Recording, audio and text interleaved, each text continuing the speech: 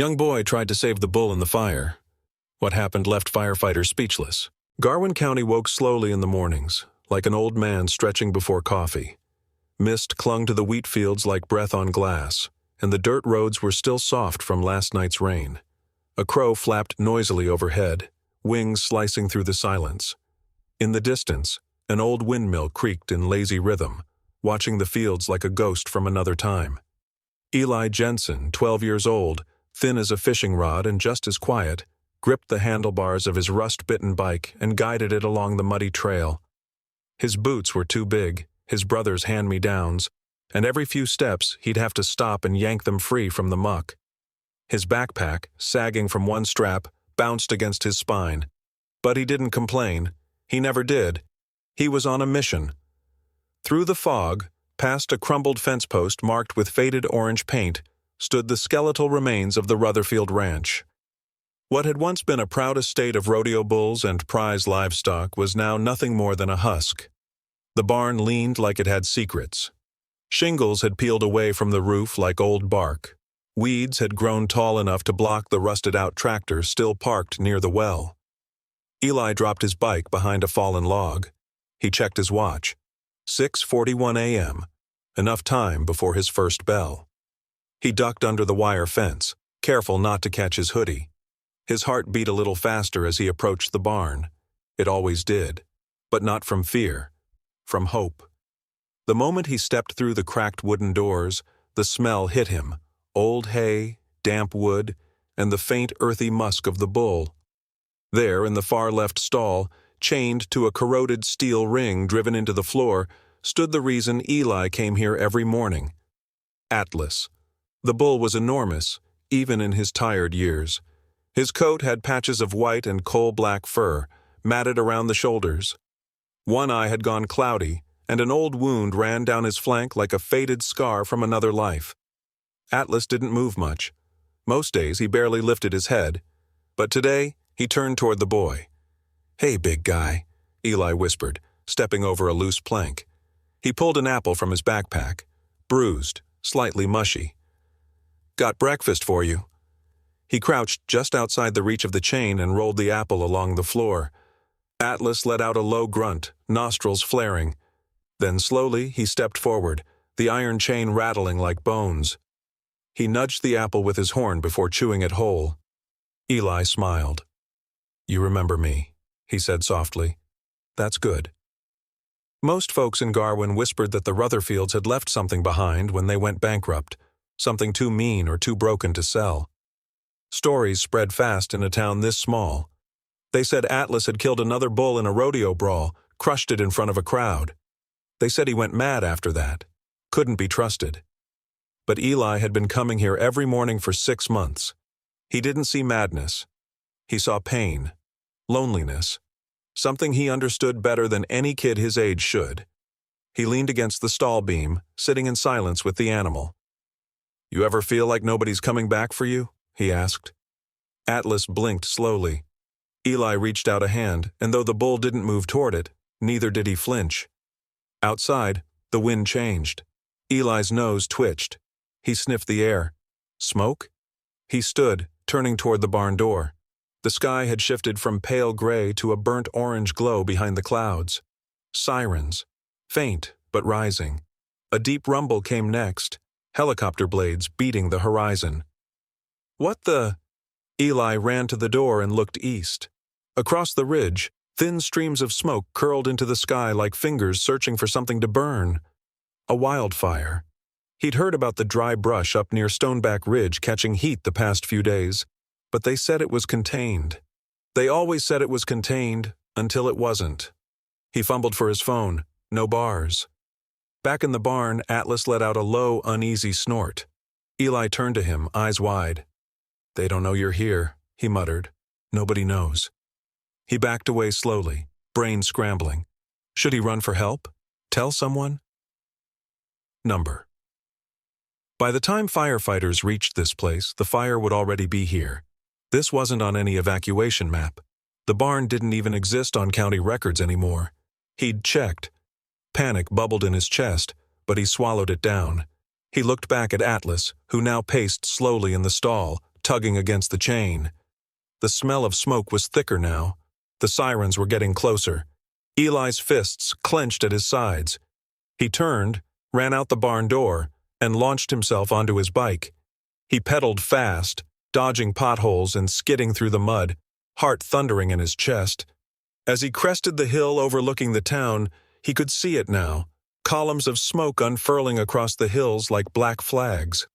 Fire crews were already moving, barricading roads, spraying roofs, directing evacuations.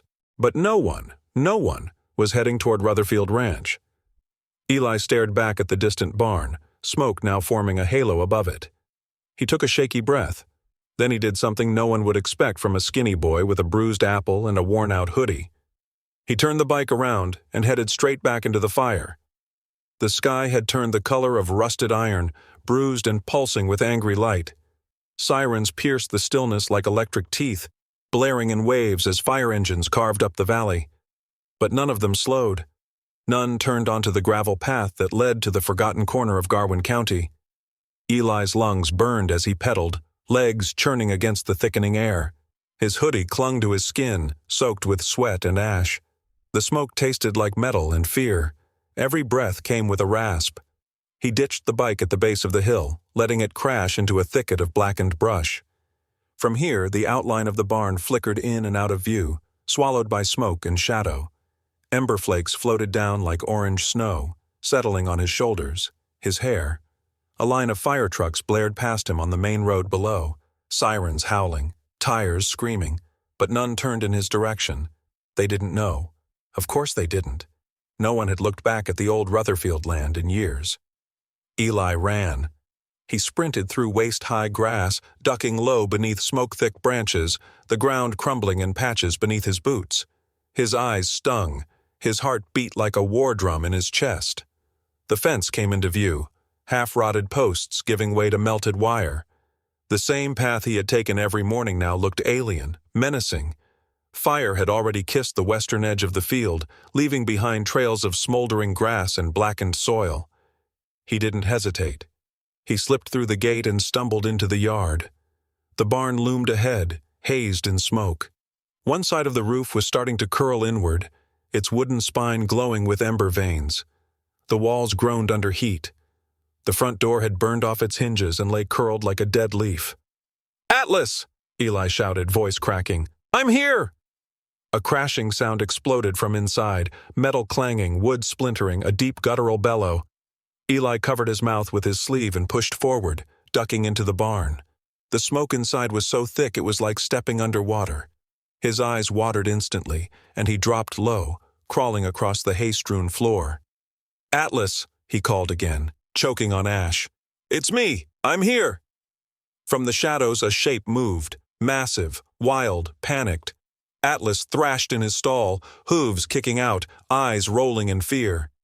The chain around his neck rattled like 100 snakes, pulled taut as he tried to lunge toward the door.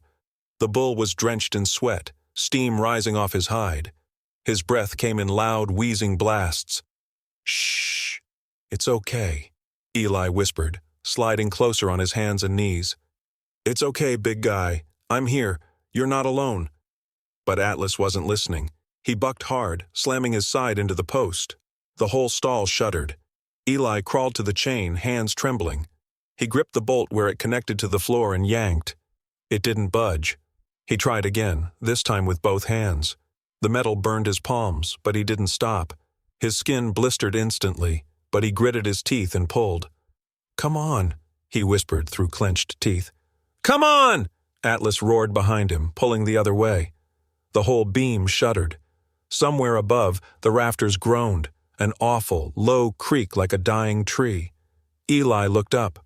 A portion of the roof had begun to glow, tiny flames licking along the crossbeams, feeding on years of dry wood and dust. The air inside was suffocating, thick and syrupy with smoke. It stung every breath like knives. He turned back to Atlas and reached into his pocket, pulling out a second apple. His last one. "Hey," he said, kneeling beside the bull's front leg. "Hey, listen to me. You have to calm down, okay?" Atlas pawed the ground, muscles twitching. Eli held out the apple. "It's all right. You trust me, right?" The bull froze. Slowly, Atlas lowered his head and sniffed the apple. Then, with a quiet grunt, he took it. Eli wiped sweat from his brow and leaned back, coughing. The chain was still firm, but something had shifted. Atlas wasn't fighting anymore. "Okay," Eli whispered. "Now we work together." He turned to the bolt again and pressed both feet against the ground, tugging with everything he had. Behind him, a section of the roof gave way. Flames burst downward, striking the hay pile near the door. The oxygen sucked out of the room for a split second before heat slammed back in like a fist. Fire raced up the wall. "Help!" Eli screamed, turning toward the light. "Somebody, please!" Nothing, just the roar of fire and the creak of collapsing wood. He turned back, face streaked with soot and tears. "I'm not leaving you," he said to Atlas, voice raw and shaking. "I swear to God, I won't leave you." The bull met his gaze, still trembling, but no longer wild. A beam fell just feet from them, sending sparks flying. Eli crawled back, heart hammering. He stared at the bolt again. His blistered fingers touched the rusted edge. And then something clicked in his mind. The bolt, not the chain.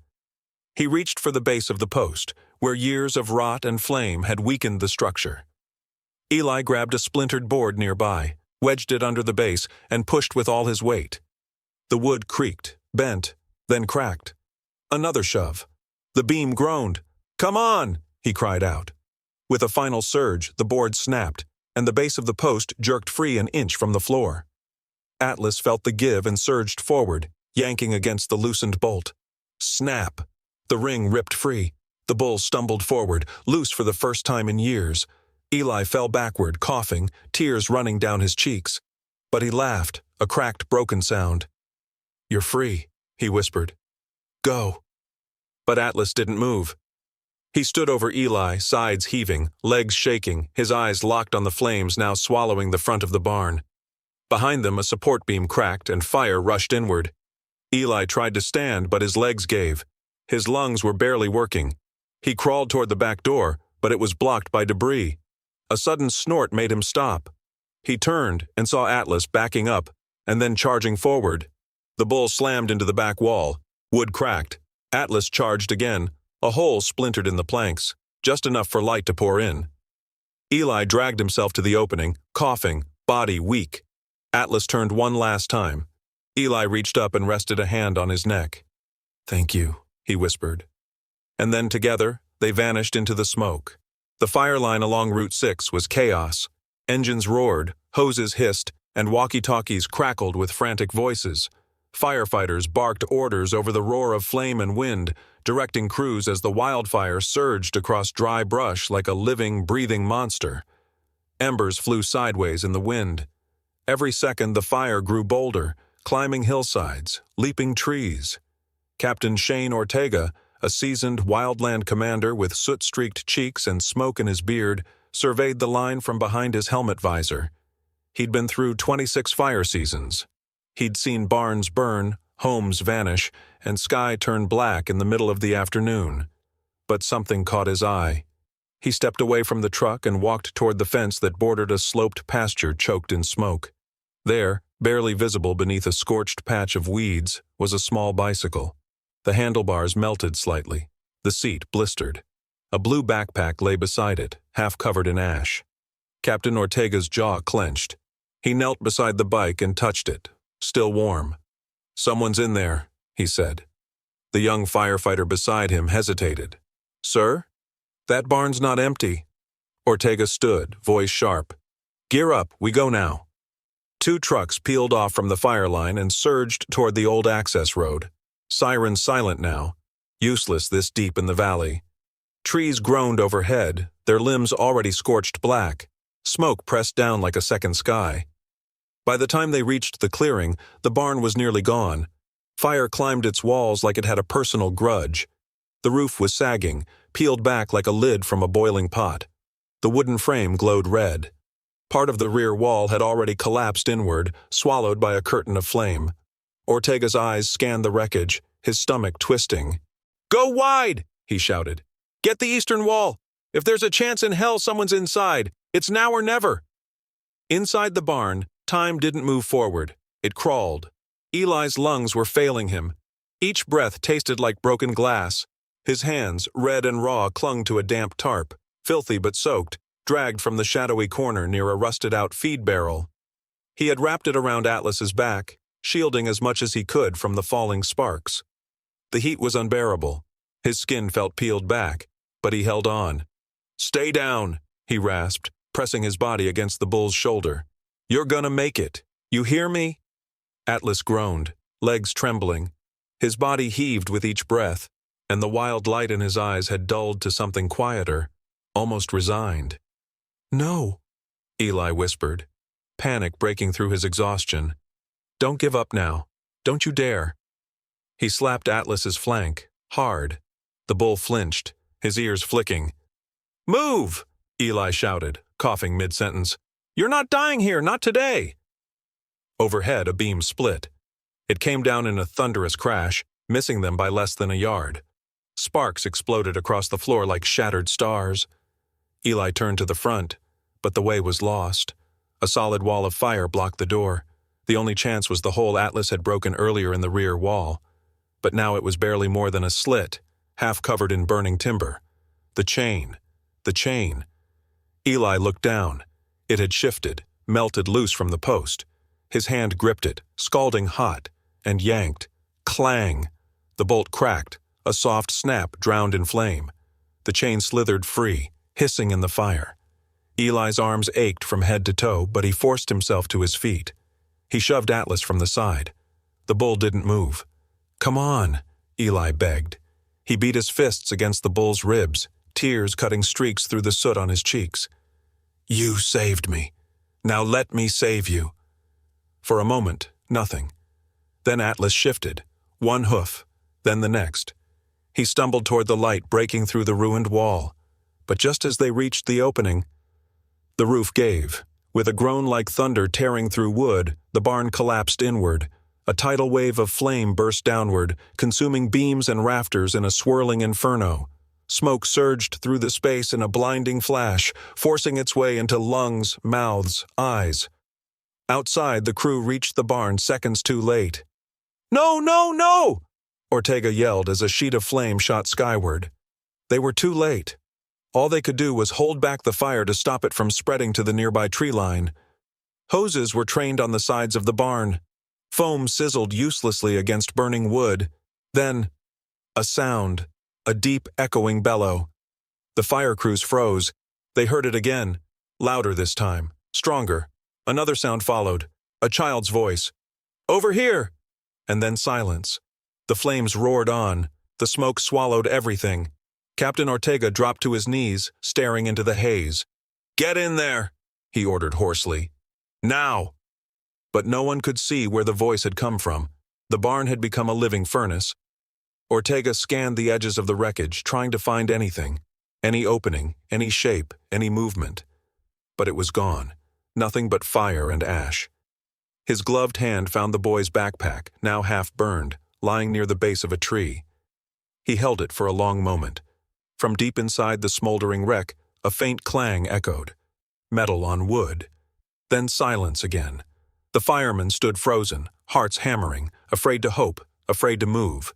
And then, a second bellow, this one more urgent, more alive. They turned. Something inside that dawn broke like a whisper. Pale sunlight crept over the ridgeline, brushing soft gold across a blackened wasteland. What had once been pasture land and tall oak trees was now ash and smoldering earth. The air was still thick with smoke, though the flames had been beaten back into silence. Helicopters no longer hovered. The last of the engine crews were packing up, mud-caked boots dragging through gray dust. The barn was gone. Where it had stood for over 70 years was now nothing but a warped, skeletal frame, charcoal bones resting in the wreckage, tin sheets curled like old leaves, nails stuck out of the earth like teeth. Smoke rose in thin spirals from what little remained. Captain Shane Ortega stood near the edge, helmet off, gloves in one hand, jaw clenched. His eyes scanned what was left, but there was no hope in them, just the weight of something unfinished. A small search team swept the ruins, shovels scraping through soot and ash, eyes sharp but faces grim. "Nothing yet," one of them muttered. "Just embers and old beams." Another firefighter lifted a scorched wheelbarrow from the rubble and set it aside. His boot caught on something half buried in soot. "Hold up," he said. "I've got something." Everyone froze. He dropped to his knees, brushing back ash with his gloved hands. A tarp, thick canvas, blackened but intact. He tugged at it carefully, revealing the rounded edge of a steel water trough, scorched but still whole. Beneath it, a shape stirred, then a snort. "Whoa, whoa!" the firefighter shouted. "It's alive! Something's alive!" The crew surged forward, hands moving fast now, lifting, peeling, pulling. Ash flew into the air, and then, slowly, shakily, the massive head of a bull pushed forward through the tarp. Atlas, coughing, dazed, his hide streaked with soot and dried blood, but breathing. He stumbled upright on trembling legs. A hushed silence fell over the crew. Even the fire seemed to stop crackling. One of the men whispered under his breath, That's impossible." Someone pointed. "Wait, what's that?" Lying just beneath the tarp's edge was a child's jacket, singed nearly beyond recognition, the fabric melted along the sleeves. The left cuff had been torn off. Inside the pocket they found a melted flashlight, a charred apple core, and the corner of a notebook. But no Eli. Ortega turned away, rubbing his face. "Start another sweep. He couldn't have gone far. Maybe the fire didn't get him. Maybe he got out." No one answered. News traveled faster than smoke. By noon, people were arriving at the ridge. Townsfolk, journalists, parents clutching their children close. A small makeshift memorial began to take shape near the ruined fence line. Flowers, toy bulls, a photograph of Eli in a Little League jersey, eyes wide and smiling. The headline in that afternoon's local paper read, "Boy dies trying to save forgotten bull." Animal survives. People mourned. The story hit deep. It didn't matter that they'd never known Eli Jensen personally. Something about it, the boy, the beast, the fire, felt like a story the world had almost stopped believing in. The sanctuary volunteers arrived a week later. Atlas had been kept under careful watch, nursed back to strength with cool water, vitamins, and silence. No one tried to touch him. They didn't need to. He was calm, obedient, like he understood he had walked through something sacred. 2 vets and a transport team guided him up the ramp into a trailer. Before the doors closed, one of the vets, Dr. Lena Mora, small-framed with kind eyes and steady hands, noticed something odd. "Tie off near the neck," she said. "What is that?" Another handler shrugged. "Thought it was just part of the old collar." Lena leaned closer and carefully undid the knot. Wrapped in soot-blackened twine, hanging just beneath Atlas's thick neck fur, was a silver dog tag.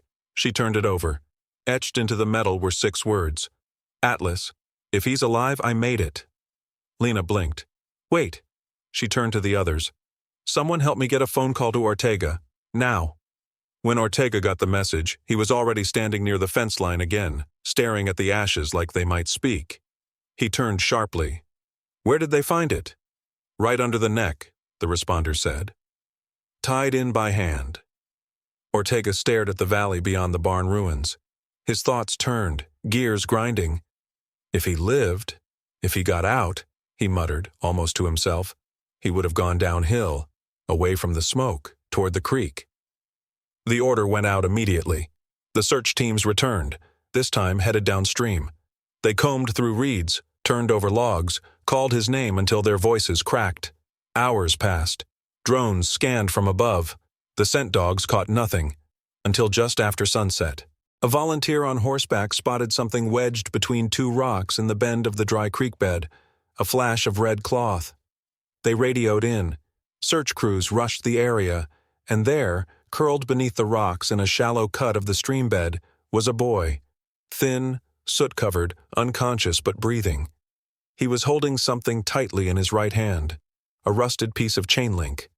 The EMTs called for a chopper, but Ortega dropped to his knees beside the boy and took his pulse first. "He's alive!" someone gasped. "He's alive!" As they loaded Eli into the stretcher, he stirred slightly. One of the medics leaned down. "Hey, kid, can you hear me?" Eli's eyes fluttered open. His lips moved, dry and cracked. "He made it?" The medic paused. "The bull?" Eli nodded weakly. A smile spread across the boy's soot-smeared face.